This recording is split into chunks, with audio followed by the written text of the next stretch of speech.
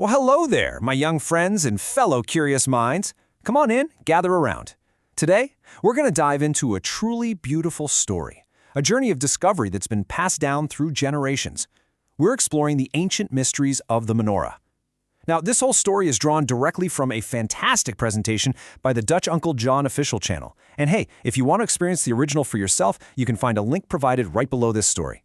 It is honestly just remarkable how something so familiar, an object we've seen in pictures and read about a million times, holds these profound secrets that have literally been waiting thousands of years to be fully uncovered.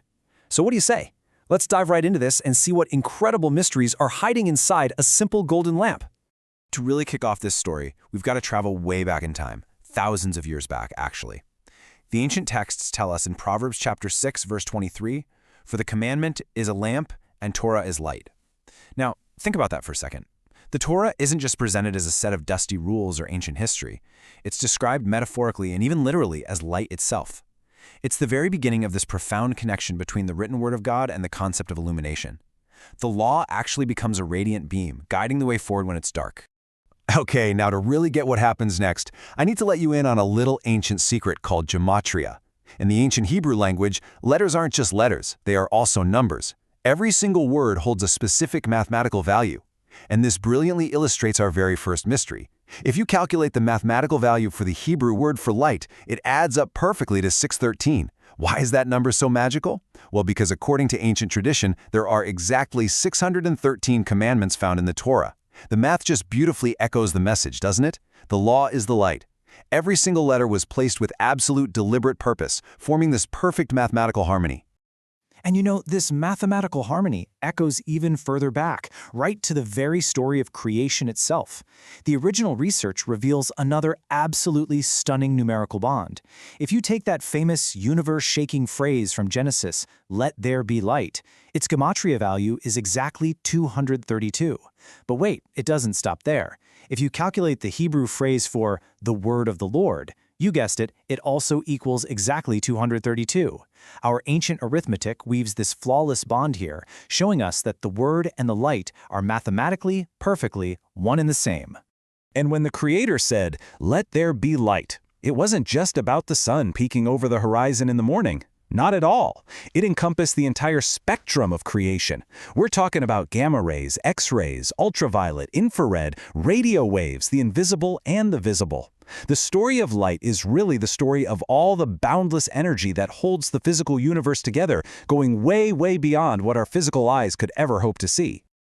Now, woven all through this tapestry of light is a very special number, the number 7. Throughout all these ancient texts, 7 represents perfection and completion. And there's a hidden treasure found in the Gospel of John. The word light appears exactly 7 times in its opening verses, describing the Word made flesh. And, beautifully contrasting this, the word night also appears exactly 7 times throughout that exact same Gospel. It's like a giant puzzle. The patterns are just everywhere once you learn how to look for them. So this brings us right to the menorah itself. Over in the book of Exodus, God gives Moses these incredibly specific, sacred instructions for crafting this lamp. It was to be made of one solid piece of pure hammered gold. Just imagine the sheer craftsmanship and dedication required to beat a single heavy block of solid gold into such a complex, delicate, and living shape. It wasn't just some plain stand. It was specifically designed to look like a living tree, detailed with very specific cups, buds, and petals, shaped exactly like almond blossoms. Now, you might be wondering, why almond blossoms? Well, here's where we find some beautiful linguistic poetry. In Hebrew, the word for almond is shaked, and it is spelled almost identically to the word shoked, which translates to watching. Think about the shape of an almond for a second. It looks exactly like a human eye.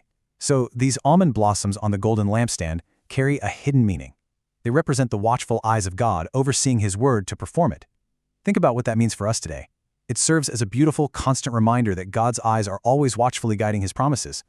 So, the absolutely crucial point here is how this all connects back to language.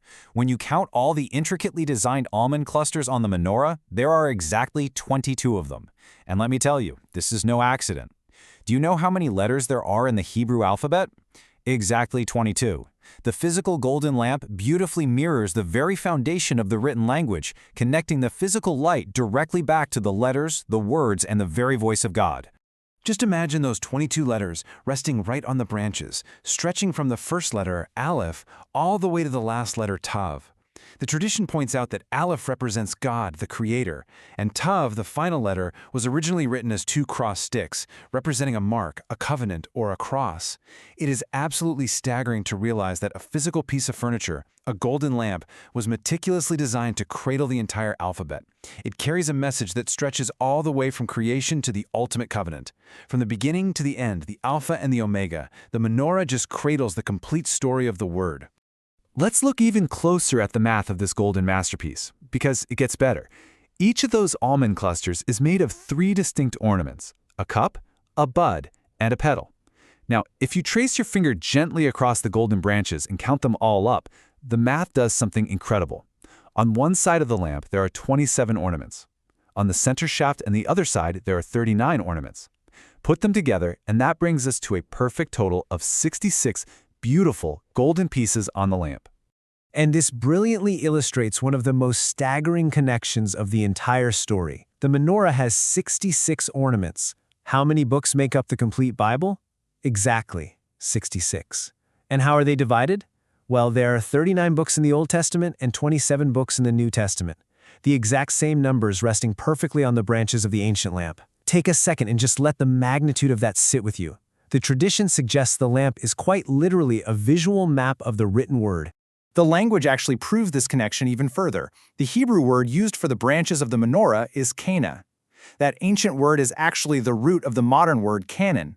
When we talk about the biblical canon, we're talking about the specific, divinely inspired books that belong on the branches of this story. The original research draws a really fascinating conclusion here. They point out that this is exactly why no other historical books fit into this pattern. There are simply no other golden ornaments left to hold them. All right, let's turn the page and travel slightly forward in time to the era of King Solomon. When he built his magnificent temple, he didn't just place one menorah inside. Oh no, he crafted 10 glorious golden menorahs. And the ancient texts are very specific about where he put them. He placed 5 on the left and, crucially, 5 on the right side. Now, this placement is definitely no accident. The Hebrew word for right is yamin. It's a word full of power and blessing. You might even remember the story of Jacob, who named his beloved son Benjamin, or Ben-Yamin, meaning son of my right hand. Every direction, every placement in these ancient texts carries a deep, deliberate meaning for us to uncover. So, let's do a little more math on Solomon's temple. 10 menorahs, each with 7 branches. That equals 70 burning flames of light. The source imparts an ancient belief here. They say these 70 lights represented the original 70 nations of the earth, listed back in Genesis. The tradition held that as long as these 70 flames burned brightly and steadily in the temple, the nations of the world were kept peaceful and bathed in light. This physical light was intrinsically connected to global harmony, like a beacon meant to radiate peace across all borders.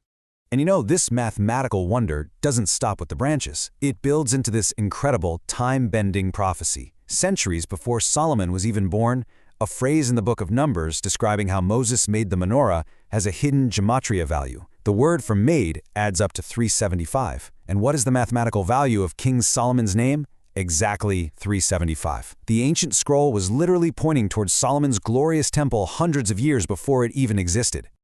As we look at all these intricate details, we have to remember the most profound instruction God gave to Moses up on the mountain. He said, "See to it that you make them according to the pattern which was shown you on the mountain." This wasn't just Moses being creative. He was replicating a heavenly, divine pattern right down on earth. It was a shadow of something celestial, a magnificent earthly reflection of a divine reality. And that brings us to the most hidden, breathtaking part of our story today. Let's look really closely at the ancient Hebrew word for pattern. The word is Tabnit.